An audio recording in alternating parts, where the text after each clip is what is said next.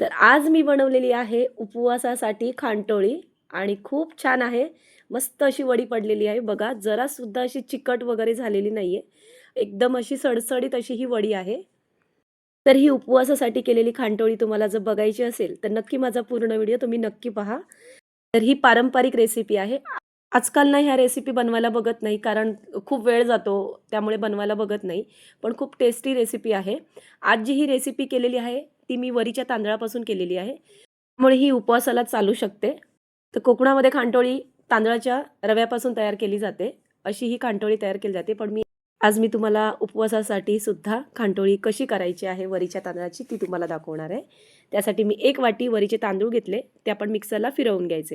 हे वरीचे तांदूळ मी चांगले असे भरभरीत करून घेतलेले. जास्त असं पीठ वगैरे करायचं नाही. तर आता गॅसवर एक पातेलं ठेवले. त्यामध्ये 2 चमचे तूप घातलेले आणि आपण जे मिक्सरमध्ये फिरवून घेतलेलं वरीचे तांदूळ आहेत ते घालायचे आहेत आपल्याला. हे चांगले आपल्याला तुपामध्ये परतून घ्यायचे.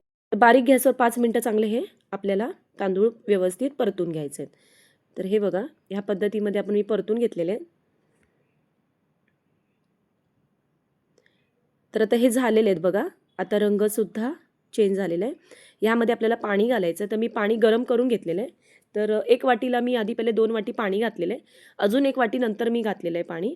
तर आधी 2 वाटी पाणी घालून हे सगळं एकदा व्यवस्थित मिक्स करायचं, नाहीतर त्याच्या गुठळ्या होऊ शकतात. तर अशा या पद्धतीमध्ये मी सगळं एकत्र करते. तर बारीक गॅसवर करायचं आहे. आधी 2 वाटी मी पाणी घातले, अजून 1 वाटी मी पाणी घालते.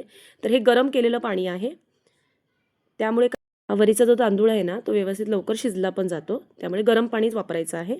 आता हे सगळं व्यवस्थित मिक्स करायचं आहे. हे बघा, ह्याचे जर गुठळ्या वगैरे असेल, ते एकदा व्यवस्थित सगळं मिक्स करायचं आहे. तर हे व्यवस्थित मिक्स करून घेतलंय. आता काय करायचं, झाकण लावायचं आहे आणि 5 मिनिटं आपल्याला जरा वाफ काढून घ्यायची. आता मी एक मिक्सरचं भांडं घेतलंय. त्या 1 वाटी वरीच्या तांदळासाठी अर्धी वाटी मी ओलं खोबरं घेतलंय, 4-5 वेलची घेतल्यात आणि एक अर्धा चमचाभर आपल्याला जिरं घालायचं आहे. हे आपल्याला मिक्सरला फिरवून घ्यायचं आहे.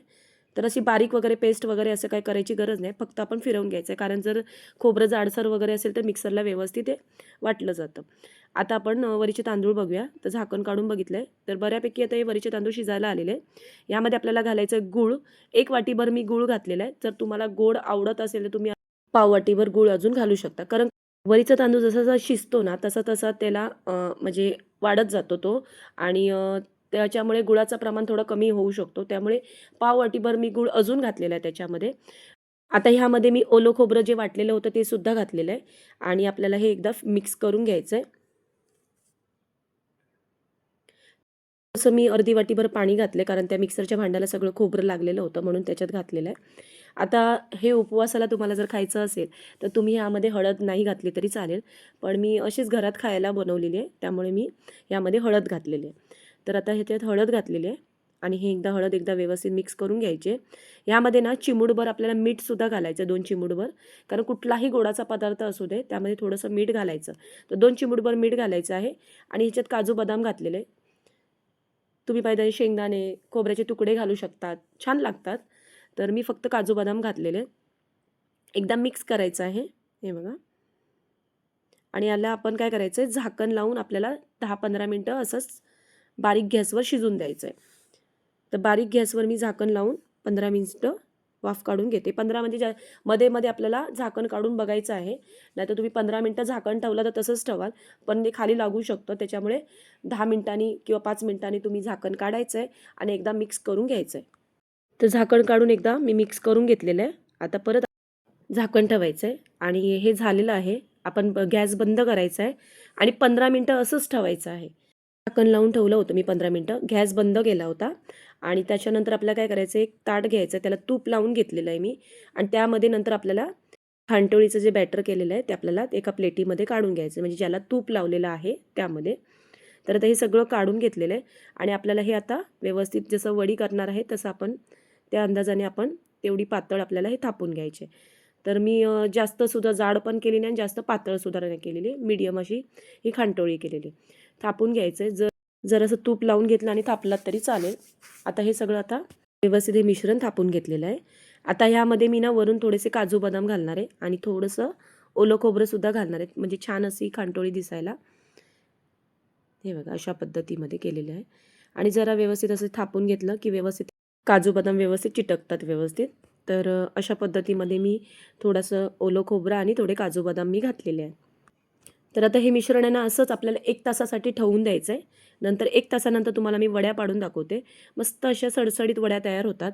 जरासुद्धा चिकट वगैरे असं होणार नाही. उचलताना सुद्धा तुटणार नाही. अशा एवढ्या सुंदर अशा ह्या वड्या झालेल्या आहेत. तर बघा आधी मी व्यवस्थित पहिल्या बाजूची जी किनारी आहेत ते सगळ्या मोकळ्या करून घेते. हे बघा. आहे की नाही मस्त अशी खांटोळी. मी फर्स्ट टाईम ही खांटोळी तयार केली म्हणजे वरीच्या तांदळाची. मी तांदळाची करते, पण अशी वरीच्या तांदळाची खांटोळी फर्स्ट टाईम केलेली आहे आणि खूप छान झालेली आहे. तर नक्की तुम्हाला जर कधी खांटोळी करायची तर नक्की वरीच्या तांदळाची एकदा करून पहा. खूप छान होते. जर तुम्हाला गोड वगैरे कमी वाटत असेल तर तुम्ही गुळाचं प्रमाण वाढवू शकता. अशी जाड-जूड अशी ही खांटोळी तयार झालेली आहे. कोकणामध्ये नागपंचमीला केली जाते ही खांटोळी आणि आता श्रावण सोमवार पण सुरू होत आहेत. तर नक्कीच तुम्ही अशी उपवासाची खांटोळी करा. आवडेल तुम्हाला आणि रात्रीची जरी तुम्ही खांटोळी करून ठेवलात तर सकाळपर्यंत मस्त सेट होईल आणि वड्या मस्त अशा सडसडीत वड्या तयार होतील. तर ह्या खांटोळ्या तयार आहेत. आवडल्या असतील तर नक्कीच मालवणी ज्योती किचनला सबस्क्राईब करा, लाईक करा आणि शेअर करा. आणि हा व्हिडिओ जर आवडला असेल तर कमेंट करायला जरासुद्धा विसरू नका. आणि माझा पूर्ण व्हिडिओ तुम्ही आवडीने बघितल्याबद्दल तुमचे धन्यवाद. असेच माझे नवनवीन व्हिडिओ तुम्ही पाहत राहा. चला भेटूया आपण पुढच्या अशाच नवनवीन रेसिपीमध्ये. धन्यवाद.